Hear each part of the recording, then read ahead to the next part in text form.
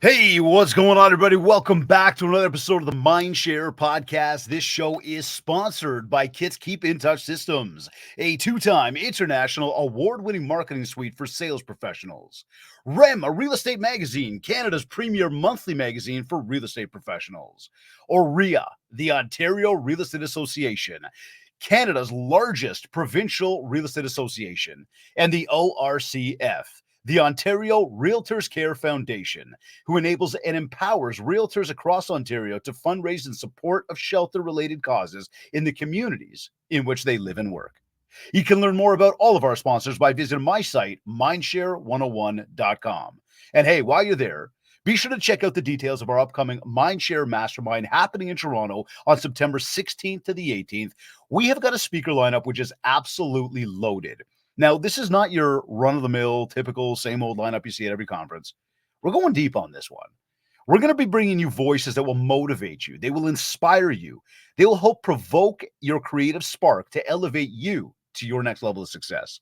Over the course of 2.5 days, we're going to load you up with actionable value, leaving you wanting more. The discussion, the problem-solving, the collaboration, it is going to be powerful. You've been hearing me talk about it. You might have already reserved your spot for it, or maybe you've been considering it. Spots are limited, so do not wait. Book your ticket and tell your closest colleague to book theirs too. Check out the website for details, mindshare101.com. Like I said, this mastermind is going to be powerful. It's one of those you will thank yourself later moments that you're going to have in life. Today's episode is number 291. He is the driving force behind the Starke Group, a thriving real estate venture based in the heart of Toronto. His overarching philosophy on real estate includes leadership, community building, accountability, and it's charity. And he guides his team to focus on building relationships rather than one-off transactions.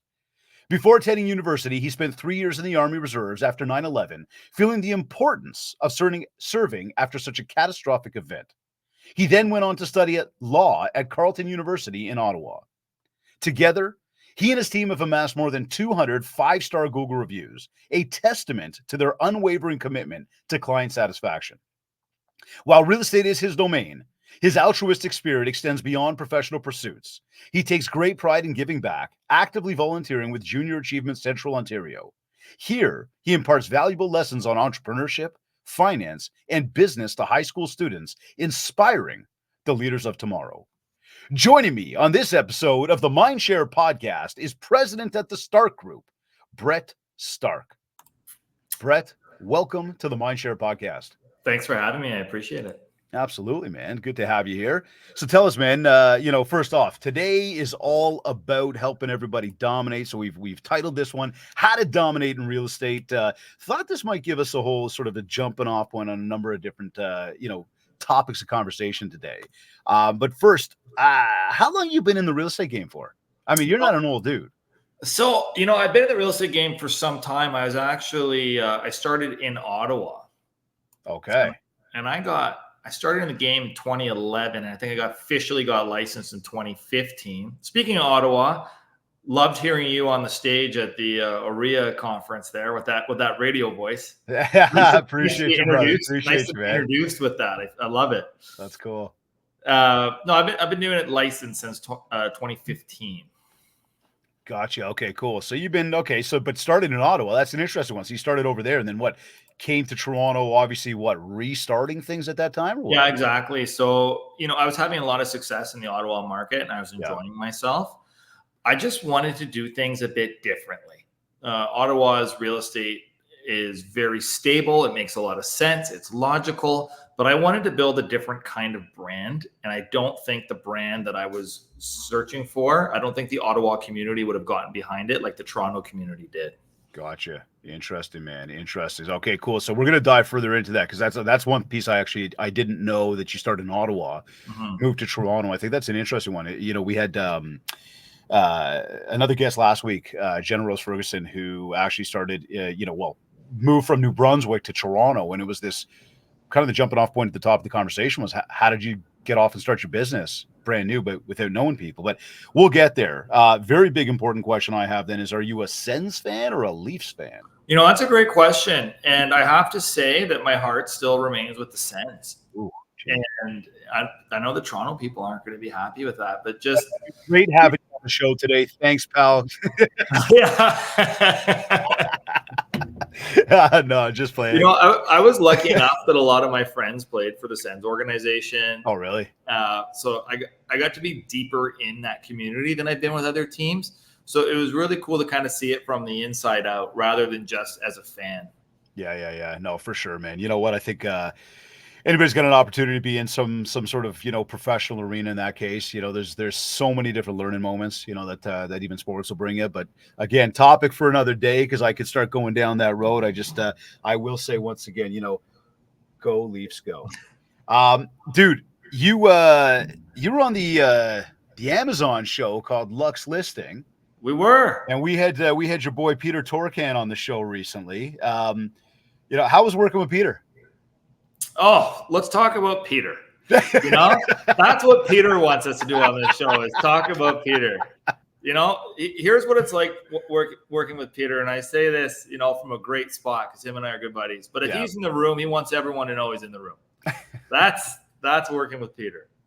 Oh, I gotcha. So how about this? You know what? He was on the show recently as well. Great guy. He's got he seems like he's got a very good spirit about him, positive attitude, which is amazing. Mm-hmm. And sometimes that's not the easiest thing to have, especially when markets are difficult or, just come the day-to-days of life. Mm-hmm. What do you feel though, or what was it? Because you talk about the brand moving from Ottawa to Toronto and being able to establish that brand. Mm-hmm. Coming to the show, like, again, for anybody that hasn't watched, it's on Amazon. It's called Luxe Listing. What do you think led you to being asked to be a part of that? That's a great question. And what I think asked us to being part of it, and I don't want to sound like that guy comes on a podcast and starts talking about visualizing goals and this and that. Dude, this is the podcast. You could talk about all of that. But we wrote it down as a team goal. I remember we were at a Richard Robbins conference in November one year, and Rich has the music on, and we're working on little workbooks. And me and my assistant at the time, who's now my senior director of sales, Caitlin, we wrote it like, let's get our own TV show. And then we started visualizing our goals and writing them down on a weekly basis. And we said, we want to be Canada's most famous real estate agents, because if we're Canada's most famous agents, then we have the biggest microphone of which we can do the most good for the community, or we could sell the most, or somewhere in between. Mm-hmm. And we just kept pressing that. We started acting like we had a TV show. We started hiring like we had a TV show. We started dressing like we had a TV show. We started essentially pretending that our life was a real estate TV show. And then all of a sudden got this email from Amazon Studios. And at the time, I didn't even know if it was real or fake. I was like, okay, are they going to ask me for my SIN number or my credit card? Like, how does this work? And it turned out, of course, to be real. And they were saying they were looking for someone exactly like us, with that new energy, a bit of an edge to their marketing, someone who's not afraid to just go a little bit beyond the standard, hi, we sell real estate, and make it more lifestyle based. Mm-hmm. So one of my rules is, like, if you join my team, the first thing I say in your first meeting is, rule number one on this team is don't talk about real estate. And real estate's going to sell itself. If you like a house, you're going to buy it. Rather, it doesn't matter if I'm selling it or not. The real estate sells itself. Our job is to connect with the humans. So that's what we've really focused on. Yeah, love that. Love that, man. You know what, dude? This is and look, for everybody tuned in, again, you hear what he just said. First, he started by going, I don't want to be that guy who talks about goals and visions and writing it down. But I got to tell you, man, that I truly do believe that is, and that was, by the way, my comment to Peter having, good spirit, positive attitude, all jokes aside about everything. I do believe in all of that. It works like right behind the screen. Yep. You can't see it. I have my major goals written down. I have my business plan month by month of exactly what I'm going to do. I call it my touch point calendar. Yep. Love that. And then I talk about something called the 5 annuities, which are 5 things that always pay me in real estate. I call it geofarming, demographic farming, agent referrals, sphere of influence, and online. I have exactly what I'm doing with that. So I write it down and I visit it every week with the team. And in our team meetings, we actually say out loud our team goals and our team pillars so that it's real. It's not just something that we do once a year as a visualization activity. It's something that we do on a weekly basis every Monday that we come back to. Dude, you have to do it regularly, though. If you do it once a year, it's a fleeting thought. It doesn't work. And you want to talk about Peter. Peter takes it one step further. I was on set with Peter one day, and I'm talking to Paige. I'm like, "Where's Peter?" And then we find him just laying down. And I'm like, "Is he sleeping?" She goes, "No, he meditates during the day. He's visualizing what's going to happen this afternoon." Yep. Right? And when you're around people that start doing this, like, I think a lot of people think it's weird, but when you get to a certain level, it almost becomes weird not to do it. That's okay. So, do you read? I read. I think reading is my big secret. I think. Okay. How? Yeah. Code to life. How many books a day, a week, a month? What do you like? Have you got? So I'm about a one book every 4 to 6 weeks guy. If it's good, I'll get it finished right away. Cool. I like to do one a month, but I think I'm just behind one a month. When I was younger, I was probably doing 2 or 3 a month. Okay, that's where I'm at. I'm a two a month guy. Okay, yeah. That's the goal. Sometimes it's 3. Sometimes if it's like a ridiculously long book, it can be 1. Regardless of, the goal is 2. Yeah. Now, I've said this to many people before, and I love the fact that you brought this up today because, again, the one thing, and just the way you just said it, it sounds weird, and I say it from the stage all the time. I'm like, okay, roll your eyes, woo-woo, Dave, yeah. Okay, look, when you write it down, it comes to life. And the one thing I've noticed through my reading, one of the big messages I've got from anybody I've listened to in terms of authors and whatnot, visualize, set goals, pay attention to them, manifest them coming to life, and they come to life. It's true. And it's amazing how the best of the best will tell you that. And then people who don't do it in real estate and business is true. No, totally. It's true in your personal life. It's true in your fitness life. It's just true.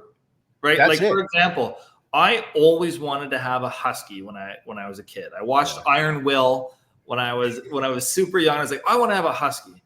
Now I have a husky because I visualized it. Does he shed like crazy though? Yeah, that's why I love huskies. I don't want one as they shed.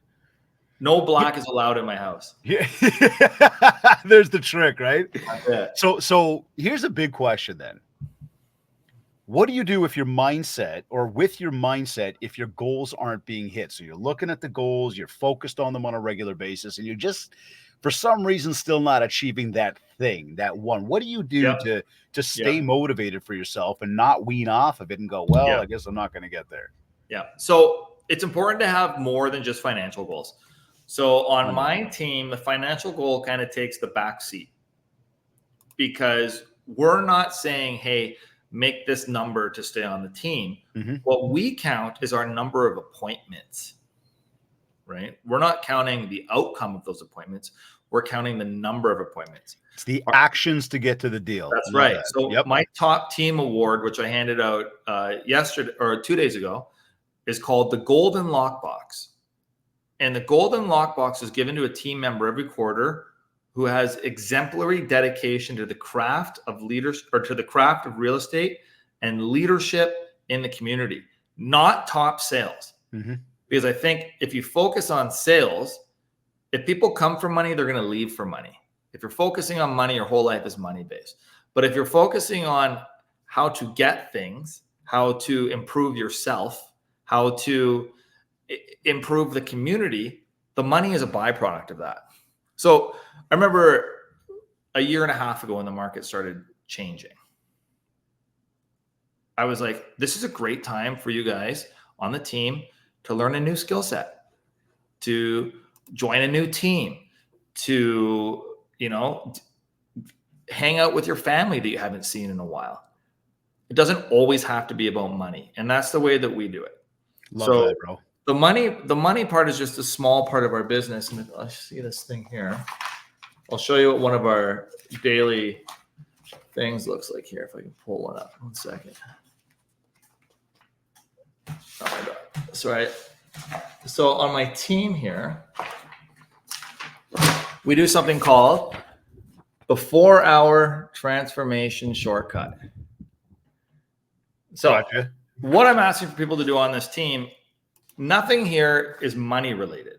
So I'm saying have 5 new conversations, have 5 follow-up calls, do 5 texts, send 5 videos, do 15 minutes of personal development, ask for a review or a referral, write down your major goals, and spend an hour of time on personal care, and then do a daily gesture of kindness and write it down.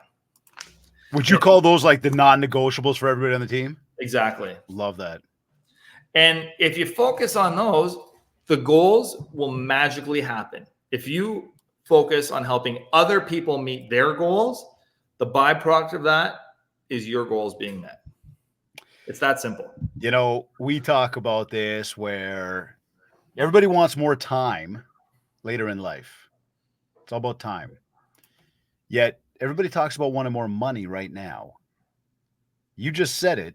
It's not even about focus on the money. It's about what we're doing with our time. Do the right things with your time. You will get to the place that you want to get to, whether that includes money or it doesn't. Mm-hmm. And I also think that people hyper focus on money. Like, for example, I have a nice car, but it's 6 years old. Yeah. Right. I have a nice condo, but it was built in 2008. Right. Right. If I renovated my kitchen, is it going to make me any happier? I don't think so. Right. But if I took that exact same amount of money and I took my best friend or my partner or a group of us and went and had some amazing life experience, would that make me happier? Of course. For sure. So that's what I'm focusing on, right? I'm not a flashy guy. I don't need to have the best of this and the best of that. And I think when people get money focused, for example, like if you get your first Rolex, that's super cool. You remember how it feels. But you get your second one and nothing happens, right? It's just like these milestones that people celebrate with money, I think have to do with more of themselves. And if you realize that you don't need as much as you think you do, then it starts coming to you somehow. Dude, it's all. I love where this is all going. So tell me this then: what would you say is a major misconception? Because again, you know, right now our audience that everybody's tuned in right now, we got a ton of realtors. Obviously, love you guys, realtors. My sandbox for the past, you know, my entire life, I guess we'd say. Realtors, mortgage brokers, entrepreneurs, salespeople. You know, what would you say though is that one of the biggest misconceptions that people have about what it actually takes to say dominate in their arena, and we might even say focus on dominating real estate? Like what would you say people are just that they think it's one, but you know you believe or maybe have experienced it's another? I'm super guilty of this because I show a certain persona on Luxe Listings. Yep. I promote a certain lifestyle. I wear certain clothes. And listen, I do live that lifestyle. I do wear those clothes, but not all the time. Right. Right. And it's not as easy and as glamorous as it looks like it is to the outside world. We only show as realtors the best things. We only show the best things on our social media. I remember I was at a Tony Robbins conference and he was saying when Facebook came out, people started comparing their lives to other people's lives. And when Instagram came out, we started comparing our lies to other people's lies. And I think we have a lot of that in the real estate industry, especially with agents that have come in kind of post-COVID. Yep. And they're focusing on these extravagant broker opens and driving the fanciest cars and wearing the suits, and then they're in rooms with other people like that. But the people who've been in the industry for a while, where are they? What are they doing?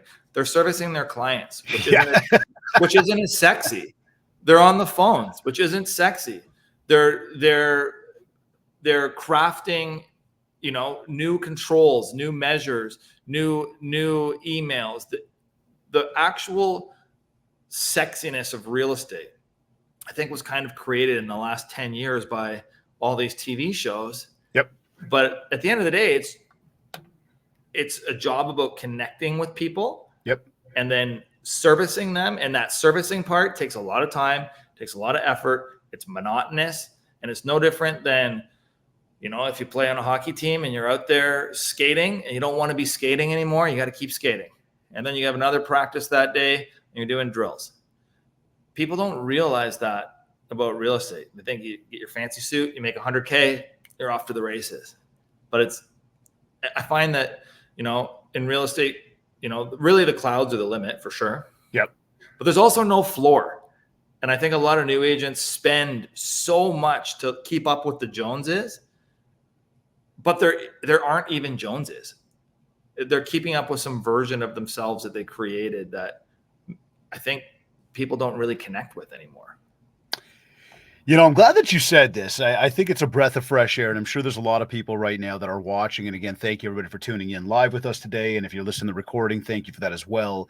But I do think a lot of people are listening to this with a breath of fresh air right now as to what was just said there, right? There's a lot of pomp and circumstance in this industry. It is not about the fancy car, the fancy suit. It's about the people that you help and how you help them. It's about the experience that you create when you're doing so. A lot of these folks too, there's a lot of people in this industry that are not doing the business right now. That's right. And they probably haven't achieved a level of success yet go around glorifying it. And I guess I would take a moment right here to say, and I talk about this a lot through our social channels. The hate that the industry or the people, the consumers have on the industry of real estate. And I try to stand up for us as an industry saying, look, there's a lot of amazing people in this industry doing some fantastic things. And to those that are doing so, continue to do so. For those that are doing it, just trying to show off, just trying to, again, the posturing, it's not helping anybody. No. It's not at all. And as we talk again today about how to dominate in real estate, we come back to this simple fact, which you've been saying for the past few minutes now. It's about the experience. It's about the service. It's about what you're doing for the people that you're dealing with. That's right. It's an important point you made. For me, it's very important. And you talked about how we got the show. Yeah. I think that we are in a position where we're fairly balanced, where we've given back the community as much as we've taken from it. Mm-hmm. Right? It's very important to me that when we're doing deals and we're getting a lot of money and we're making things happen, that we are doing that to benefit the community. And an example of that is when we threw the Luxe Listings premiere party. We didn't throw it as a party just for us to talk about how sweet we are. We threw it as a community fundraiser for junior achievement. And we ended up raising $20,000. Nice. Congratulations. So we can help the further generation, the new generation of entrepreneurs with their endeavors, right? It's all about supporting the community so that they support you. And I find that a lot of people, because of what they see on TV and Instagram and TikTok and Facebook and at conferences, they create these larger than life real estate personas, and they're just not real. No, they're not. They're not real. It's kind of like the Wizard of Oz. Yeah. So as we're moving in, we're now in the back half of the year, which is, I don't know, disappointing to say. I feel like the summer's already coming to an end and we're just started July. I agree. Time moves fast these days, man. But where do you think we're going with the next rate announcement later this month? No idea. So for sure, I just nobody has the crystal ball. I actually don't speak about rates at all because I'm not an economist. Cool. I'm not a mortgage broker. It's not something that I can speak on. What I can speak on is saying, hey, we're throwing a volleyball tournament for Camp Bucko, which is a charity for burn victims for children. As one of the guys on my team is a firefighter. So I'm going to say, hey, I'm going to bring this many people to this event, and that's how many people we're going to connect with, because people aren't moving because the rates are moving up and down. They're moving because personal circumstances. I can't affect the rates, but I can definitely bring people together. And the more people I bring together, regardless if the rates are going up or down, the more opportunity I'm going to have to service people in whatever market it is. So in short, I stay away from any rate conversations, market conversations. I have no more insight of what the rates are going to do than this cup of coffee. That's the truth. I couldn't agree more, man. I couldn't agree more. And I'm with you on that too. I would say that anybody, look, to have the conversation is one thing. If you're not versed enough or don't even want to venture into it, not necessary. Much the same. I can tell you straight. This was a few months ago now, but I remember, and I'd say a few months ago because I was on the driveway shoveling snow, and my neighbor was like, "So Dave, what do you think's going to happen with the rates?" And I straight up looked at him. I said, "Why, are you making a move?" He goes, "No, I'm just curious. Like, what do you think?" I said, "Then it doesn't matter." And that's a big part of it too, right? Is people are going to try to have the conversation for the sake of having it, and it's a topic of conversation. If you want to venture, go for it. Much the same though. I don't disagree with the mindset you got there. But you like that answer. I take, and that's like a learning point for realtors too. Instead of saying, "Hey, I think the rates are going to do this," it gives you an opportunity to talk about something else and plug in something where you're doing good. And if you're plugging in something where you're doing good for the community or giving back, that allows you to have a new touch point with someone and a reason to follow up with them rather than just hey, the rates went down 0.25. Yeah. Okay, so we look at that because we know we've got another announcement coming up in a few weeks. We know we have another one coming up in September.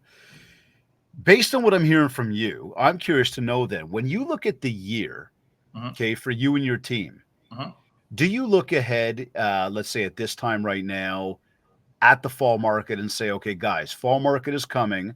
We need to do A, B, C? For sure. Okay, so you're not just sitting there going, look, today's another day. We're going to go ahead. We are looking ahead to say, okay, we know another busy time supposedly in our industry is coming up. We hope we're doing some preparation. We do two things. Okay. Number one, we only get 3 months of nice weather here, so I tell people to use that weather. It's so frustrating, eh? Yeah. I know a lot of offices close their doors or stop their meetings or do meetings every 2 weeks, whatever it may be in the summer period. We decided as a team to keep doing our Monday morning meetings, but we've condensed them. I don't want to hijack people's summers. I don't, right? I want people to go to Europe. I want people to go to their cottage. I want them to visit with their families. I want to go to every wedding I can go to. I want to support everybody. I want everyone to have a great time. But what you're doing today, what you're doing for the next 3 months is going to pay for the 3 months after that. I always say that. And this is a lesson that I can teach because when I was filming all last summer, I was like, you know what? The fall market's going to be great. I've been filming for 3 months. Everyone's going to think I'm so cool when I talk about it, and business is just going to fly in. Oh, that's not what happened. What happened was I missed 3 months of connecting with my clients and had to spend the next 3 months connecting so that our winter market could be good. And our Q1 was our team's best Q1 ever. Congrats. So, and if you take it even a little bit further, any conversation you have today as a realtor generally isn't going to pay for the next 18 months. And I always say that to agents. They're like, what's the shortcut to getting in, like being successful in real estate? And I say the shortcut is don't quit for your first 2 years. Yep. You know, your first 6 months, you're not going to have any idea what's going on. Your 6 months, you're going to think you know what's going on, and you'll realize at the end of your first year that nope, you didn't. And then 18 months after that, you'll start getting paid. So I think realistically, you got to be in the business for about 2.5 years before you start seeing results from it. That's the truth. Okay. So here, I got to ask this then. How long did it take you to get your first deal? So I was on a team when I first joined. I was on a guy named Chris Coveney's team in Ottawa. He's still a mentor of mine today. Yeah. And I got my first deal my first week. It was a conditional sale. And I remember it was the Royal LePage Real Estate Conference in Toronto. And I was all proud. I was telling everybody I did a deal. And he kept always saying, no, he has a conditional deal. He has a conditional deal. Right? Hey, common rule number one right there when you're in sales, right? Don't count your chickens till the eggs. That's it. And even to this day, if someone on my team is like, I have a sale, I said, no, you don't. You have a conditional sale. Hey, did that first one close in the end? Sorry? Did the first one close in the end? It did, yeah. Okay, cool. It did. So now let me ask you this. What did you do to get that deal? Amazing. An amazing story. Yeah. So I was part of something called Dream Mountains Foundation. So just so all the viewers. This is another community involvement thing? Yeah. Well done. Well done. just so everybody listening knows. So my team is built on 3 simple pillars: community, accountability, and charity. You need to be an outstanding community member within and outside of the team. You need to be accountable to making a business plan and following it. I'm not picking the goals, people, they're picking their own goals. Mm-hmm. And you have to be actively involved with charity. So years ago, I'm in Ottawa. I'm in this thing called Dream Mountains Foundation. We climbed a different mountain for charity every year. Like actual mountains? Yeah. What mountains? Everest Base Camp, You Kilimanjaro. climb Mount Everest? Just base camp, not the whole thing. Okay, but still, that's cool. Yeah, and we did it to raise money for charity, and one of the charities was Dreams Take Flight. And a woman calls me and says, "Hey, I want to see this. I want to see this condo townhouse." And it was a duty call, to the office. Yeah, I picked it up, and she's like, "You seem familiar to me," and I was like, "I don't know how." And she goes, "Are you part of Dreams Take Flight?" And I'm like, "Yeah, I raise money for them for charity, and that's where we take people who couldn't afford to go to Disneyland. They go to Disneyland for the day, or Disney World, sorry." Yeah. And she's like, "I just got back from a Dreams Take Flight." She was one of the mentors on it, and that's so you guys just happened to connect. Yeah. Wow. And that's why she trusted me. That's cool. Because I was just a random guy opening a door. I barely knew how, right? I didn't know if the alarm was going to go off. I didn't know, this is my first week in the industry. I didn't know what was going to happen. Yeah. And she connected with me on a charitable level. And I never told her she was my first client until about 10 years later. Hey, she was a client in the end, right? That's it. Her name's Virginia Gluska. I remember I brought her on stage at my Christmas party a couple of years ago, and I let her know in front of everybody she's my first client. That is so cool. How many people on your team right now? There's 18 of us on the team. 18? Yeah. Okay. And I'm a partner at Rare. And I believe we have 86 agents at our office. Very cool. Very cool. Now, in terms of, so this is your team. You've started the team. You got 18 people. Mm-hmm. I guess when I look at, marketing and I think this answers itself already, but I want to dive into it because part of building MindShare very much is around, what are we doing to actually get out there? I mean, you talk about raising money for charities, I could tell you, I could go down the list of different channels and say, how do we leverage those channels to get the word out? Mm-hmm. The reality is at the end of the day, we're putting a word out. People still need to take action. That's right. What are you seeing, just to be more specific in the marketing part of the conversation here, to help everybody tuned in? What are you seeing as your most effective marketing channels? Phone. Thank you. Now, hold on. I got to get clear, okay? Because we are on video right now, but there are people listening that, as this is show, he just held up his phone. But let's get specific here. Does holding up that phone mean going online, going on the internet, doing email, doing social media? Or does it mean picking up the phone and calling people, Brett? Both. So for sure, there's going to be an element of both. It depends on the age. Yep. So I would say that the phone has really died with people under 27, 28. Okay. I find if you're calling them, it's for to let them know there's a natural disaster coming. Right? There is a tidal wave that's about to hit your house. That's why I'm calling you. Outside of that, don't bother calling those people. Yeah. So, but it's one-on-one messaging or calling or communication. Doesn't matter what platform you're on, whether it's a DM, whether it's a Facebook message, whether it's a text, WhatsApp, a call. It's one-on-one communication is the most effective. Your marketing allows people to say, "Oh, I know who you are," when you have a one-on-one conversation, but doesn't really get people coming to us. And I'll give you an example. Yep. And I'm not saying this to show off in any way. I'm just saying it as a matter of fact, is since the show's come out, I have over 2 million views on my Instagram. Wow. Right. What does that mean? 2 million views just in total combined with all the stuff you've done?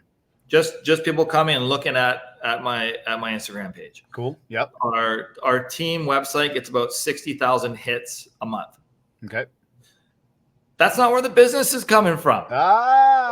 Okay. Talk to us over here. That's not where it's coming from. You know where it's coming from? people from our past that are reconnecting with us saying, oh my God, I haven't talked to you in 10 years. Nice to see you on the show. My cousin's thinking about selling her place.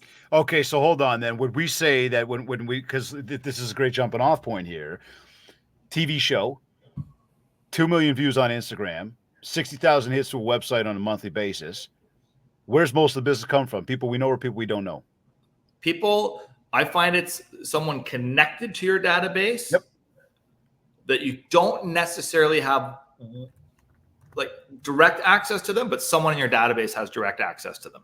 So, but it's either repeat or it's referral business. Correct. It's not this. It's not necessarily, and not to say that none of them are coming, but it's not brand new leads. No, it's not. So we've, of that 2 million that have gone through, we've generated, I think, 930 leads, which is mostly people just saying, hey, how much is my neighbor's house worth? Or, hey, I just wanted to say hi. Yeah. Conversion rate on that stuff? 2%. Okay. Max. So are you an online lead guy? Like, did you do the investment into that shit? I have. Okay. And tell us. I have so that I can give it. So here's what I say. Yep. I say leads are fake. Leads are a myth. Everyone is searching for the Loch Ness lead. Ooh, the Loch Ness lead. It doesn't exist. It's not real. Everyone says, I want more leads. No, they don't. If I look at my team's database, including myself, so I'm not innocent of this. Yep. And I'm looking at if I'm given leads the same amount of time that I'm giving someone in my actual database or my sphere of influence, it's not even close. We want to talk to people who have been referred to us by our grandma because we know that deal is going to close, right? We know if our A+ mortgage broker who's given us 6 or 7 deals in the past is giving us a deal, this one's probably, they're getting our attention. SpiceGirl1234@gmail.com. She's not real? Wait, she's not real? She might not be real. And it's just, people spend so much time choosing fonts and color schemes and Adobe overlays and sounds and what their brand's going to feel like and what it's going to look like. It doesn't matter. It really doesn't matter. I'm going to say this out loud. I don't even know what font our logo is in. I don't know. Okay. I would double that. Zero clue. What I do know is that I ask everyone to ask for a testimonial or referral every day, which is why we have so many Google reviews. Gold. Which we said, I think I read off the top over 200. That's right. 5-star That's marketing. Yeah, when you have community members saying, hey, these guys did a good job for us. That's marketing. What's your thoughts then on picking a niche market as we talk about working the database? We talk, and I love that we just called out online leads because I think they're a bunch of bullshit. I mean, online leads are a competitor industry with realtors. They're not our friends. They're our competitors. They're here to take our money. Yeah, but I don't even believe all those. I mean, you just said it, Barbie Girl 123 or whatever you called it there. Like it's not real. But how many of these people can be out there? And here's the thing. Do you think when these online lead companies, I'm sorry to all the online lead companies that are listening. I don't agree with this stuff. I'm telling people straight. When they're having their Monday morning meetings, are they saying, all right, here's what we got. We got these leads that are worth, we're saying they're worth 25 grand because, $1 million, their agent's going to make 25 grand from it. Let's sell them for $40. Why would you sell something that's worth 25 grand for $40? Why wouldn't you just say, hey, I'm going to keep this one myself and then I'm going to give the other ones? And that's really how it works. And that's why I say leads are fake. Because if someone gets something where they think it's actually going to close, especially in this market, they're likely going to keep it for themselves. I'm sorry. They're not going to give it away. And that's something that everybody should be paying attention to, especially when they join a team and or a brokerage, which is their number one value prop is they're going to send you leads. You make a very valid point there. So then what's the thought about picking out a niche market to focus on where we talk maybe sort of quote unquote farm area to prospect for new people? Do it. But get real people, know exactly where they physically reside, and you can go and meet them one-on-one. Do it right now. Stop listening to the podcast. Go outside. Whoa, Brett. Come on. We got some good stuff coming still, man. Do it right now. So we do two different types of farming. We do geographic farming and we do demographic farming. Geographic farming is very effective. It's also very expensive. You have to do it for about 2 years consistently with a big budget before people stop and say, hey, aren't you that real estate guy? I'd love you to come check out my place, right? It does work, but you're in the mailbox and you're in the mailbox with the likes of McDonald's and Walmart and Canadian Tire and all these huge players, TD Bank, Amex, and you're just a flyer with them. So it does work. You just need to invest in it. And if you don't have the money to invest in it, that's okay, because you should do demographic farming. And what I refer to demographic farming is a unique group of people that you have access to. So we built our demographic farm going after what we call Henrys. Okay. High earners, not rich yet. Ooh. Where are these people? Oh, that's a great question. You have to join the team. Ah, okay. I'll send you an value prop right there. Send you an application. So what we're going after are people that have their first job where they're making, 6 figures, maybe higher 6 figures.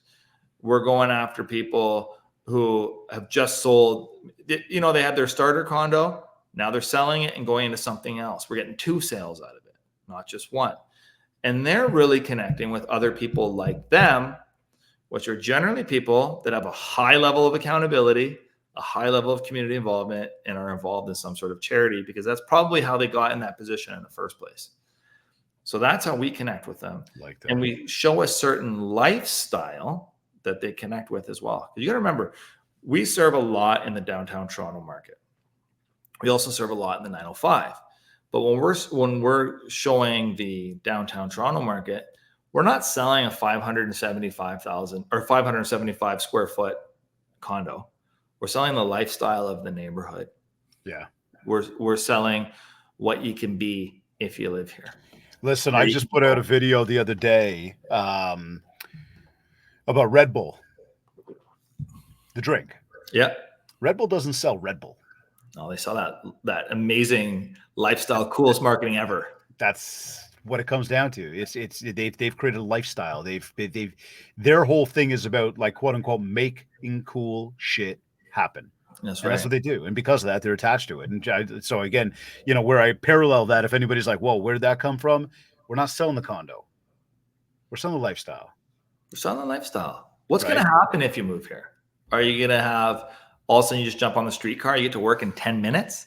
Right. Now you have an extra 2 hours a day. Right. Now you can go to the gym for an hour. Now maybe you can start dating, find that person you've been looking for, right? So tell me this then. In terms of, I like the fact that we brought up the farm, the demographic, the geographic. How much emphasis are you putting on your CRM in a day? I just love that question so much. I am putting, and this is for my whole team, so much emphasis on our CRM. I only work out of my CRM. Likewise. I don't even have, so my workflow is very different than a lot of people. Mm-hmm. I only have whatever tab I'm working on open. So I might have MLS open and I use Follow Up Boss. I don't say, is it the best or not the best? I don't know. But I use it because that's what I use.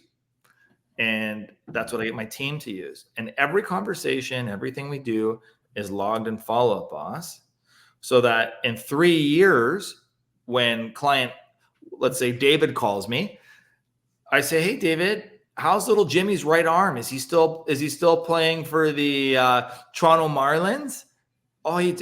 He's doing great. Glad to hear. It allows you to have those conversations, because there's no way you're going to remember everything 3 years down the road. No shot. So And there's the play that a lot of people don't. A lot of people don't think about. You're not going to remember it all. Let the system remember it for you. Always plan that next follow up. All of a sudden, I'm going to see Brett pops up in the CRM. Why am I calling Brett today? Well, let me look at the notes. Oh, I scheduled to call Brett today. Brett doesn't know I'm calling today, but I'm going to call Brett. Hey, Brett. And there you go. Have the conversation together. You got it. I got a jumping off point from the last call. And it's not about calling to get the deal. No. It's not about calling. Hey, Brett, so are you ready yet? Do you want to sell now? No. Okay. I'll try you back in a few months then. Thank you. It's not that. Here's my point. We've been talking for 47 minutes today. Yep. We haven't talked about the real estate market. See? That's the point. It's the conversation's powerful right now, and I hope everybody's taking some serious notes here. So now, as we talk CRM, then, are you a calendar guy, or do you just like fly by the seat of your pants? Huge calendar guy. So love it. Anyone on my team, and it's probably annoying for them, but if you want, they're sitting there nodding right now. They're like, they're listening. They're like, yeah, it is. If you want to chat with me, I'm absolutely happy to do anything for anybody on my team as long as they schedule it in my calendar. And I use Calendly. My whole day, I look and I say, oh, here's what I have to do. I have all these rules made. So if there's a seller consultation, I always give myself 45 minutes at least to drive to it. My whole day is super organized so that I can serve other people better and do what I want to do at night. I love this, bro. Okay, so here it is then. Do you know Jocko Willink? He's a Navy SEAL motivational guy. He writes a couple books. Oh, maybe. He goes, discipline equals freedom. And 100%. I love that. 100%. 100%. I had that conversation with somebody the other day. So, I mean, I've got a time management problem because I can't I don't go golfing a few times a week. I'm like, buddy, I'm a master of time management. And the reality is I get more shit done in a day than most people do in a week. For sure. And as we choose where you want to put that time. That's right. And time is fungible. People always forget that, right? If you're up till 1 a.m. and you're 11 p.m. till 1 a.m. is Netflix time, and then you're waking up a little bit later, let's take that Netflix time and put it in the morning between 7 and 9. Let's call that gym time. Take your dog for a nice walk, have a relaxing coffee, maybe read for 15 minutes, and then open your emails. I find a lot of people, the first thing they do in the morning, they wake up, whoosh, pull out the phones, check out what happened on social media, check their emails, get that anxiety going. Yep. Get all stressed out. What I do, and this is a really good tip actually, and I started doing this about 6 months ago, is I don't sleep with my phone in my bedroom. Mm-hmm. And I have it on do not disturb. Good. Right? And I'm not a super early riser. I don't go to the gym until 8. Right? So I wake up at 7:30. I have my nice cup of coffee.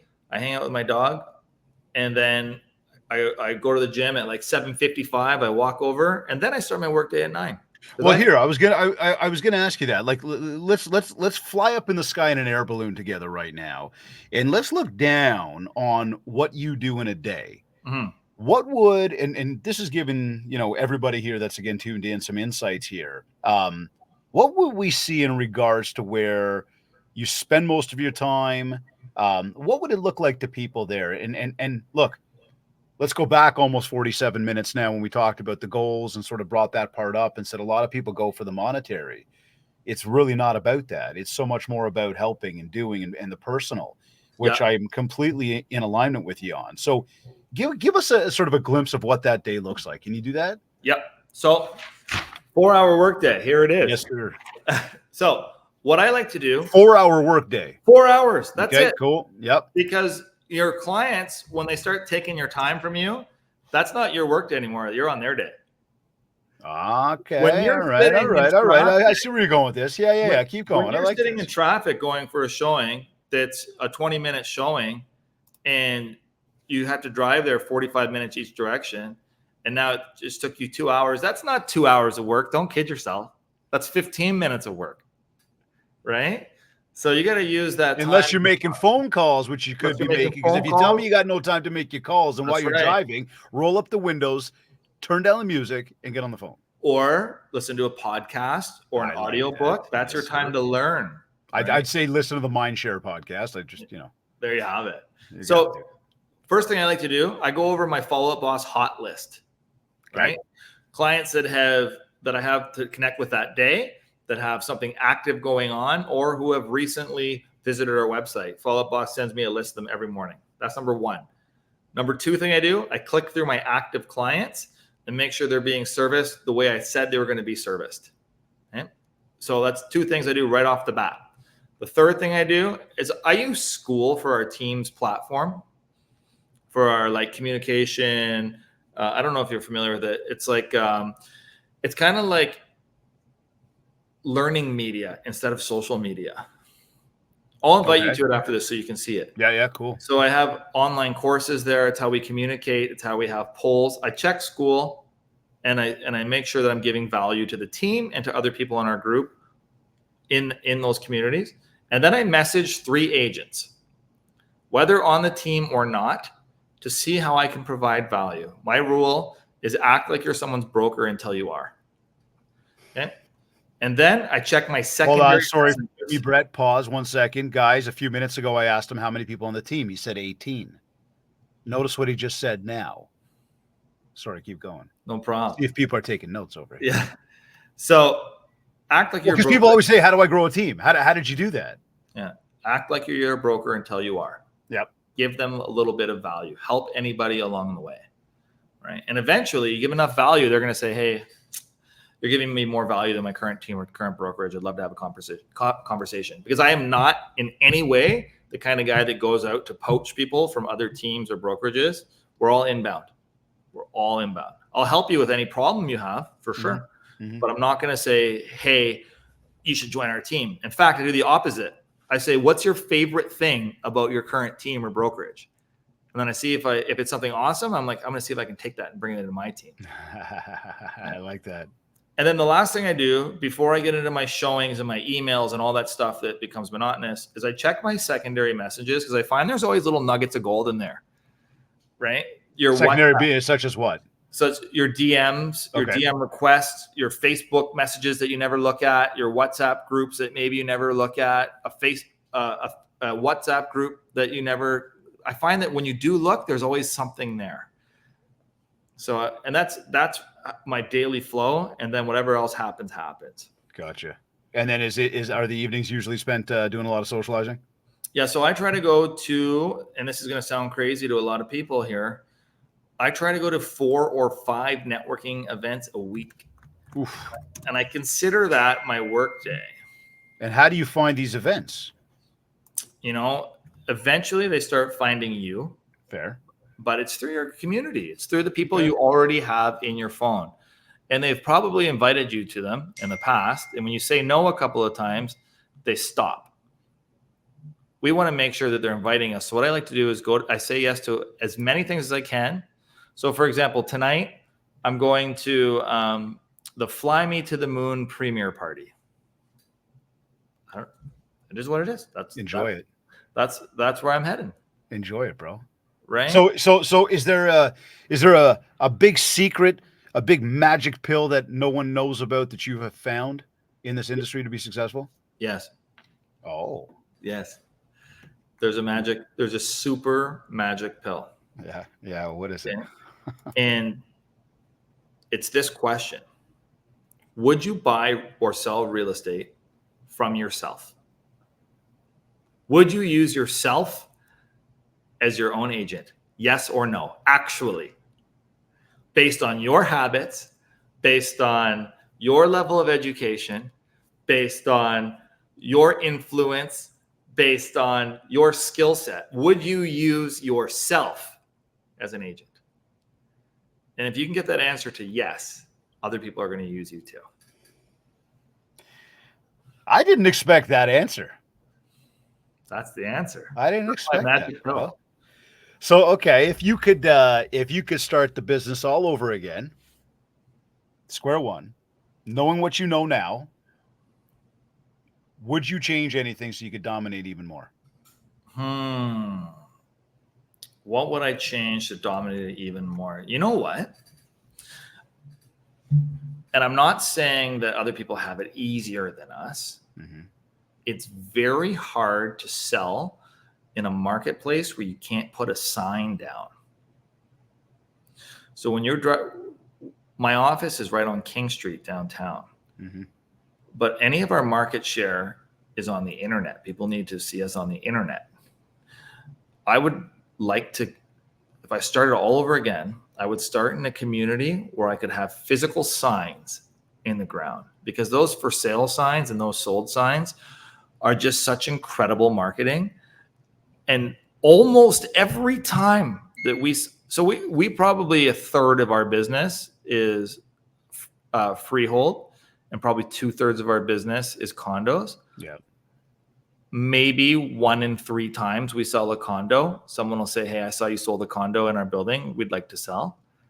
But almost every time we have a sold sign in front of a house, someone reaches out to us. So that would be one thing I would switch if I could do it all over again. I like that, bro. So we spent a lot of time today, obviously, again, talking about how to dominate in real estate. And gotta tell you, it's been a real fresh, enlightening conversation. I like the mindset. I love the message that you delivered here. I think for everybody tuned in, again, as always, I tell you guys, always take notes, because you're just getting a ton of amazing substance from some awesome people. Brett, I really like the attitude that you bring to this game. And listen, dude, I've been, professionally doing this for about 2 decades in this sandbox. I grew up in it though for the past 4, with my father being in it, when I was young. I've watched some of the best build their businesses well before social media, the internet, cell phones, you name it. And what I do believe is true is that a lot of those old school tactics are still exactly what works today. Hence, as you held up your phone when I said, what's your best marketing channel? And you were basically saying, hey, 1-to-1 communication. For sure. And that's something that has never, ever changed. And we can see that that's obviously what's brought you a ton of success out there. And I congratulate you in a massive way. As we just, did the whole hot air balloon, look down on the biz, everything else, you've now gone through your day. It's the end of your day. How do you know it's been a successful day for you? How do I know it's been a successful day for me? If I'm excited to get up the next morning. I find that I'm always unfinished. There's always something where I'm like, oh, I get these ideas always at like 11 or 12. And I'll email myself the idea.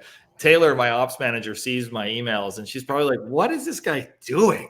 Buddy, trust me, Leanne, I'll tell you the same thing.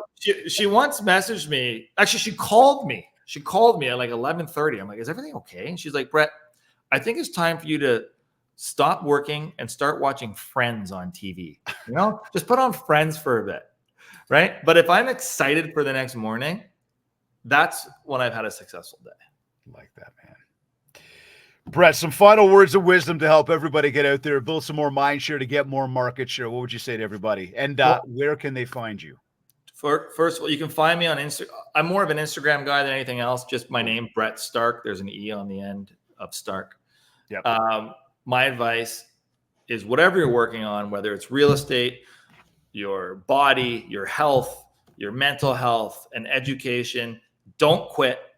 Whatever you want is on the other side of quitting. It's that simple. Powerful, my friend. Brett, thank you. Thank you for making the time to join us on the MindShare podcast today. Again, a fresh, enlightening conversation. I think the message was spot on, my man. And, it comes as no surprise to me why you and your team are doing so well out there. I love the mindset, brother. And I wish you guys nothing but the best of luck moving forward. I really appreciate that. Thanks for your time today. Thank you, man. Don't go anywhere. I'll be right back with you. To everybody else, I want to thank you guys all for tuning in today. As always, you're either listening to this on one of your favorite podcast platforms. Maybe you went to my website, mindshare101.com. Do not forget to leave a review of this podcast. Again, we make this super simple for you. Go over to www.ratethispodcast.com/mindshare101.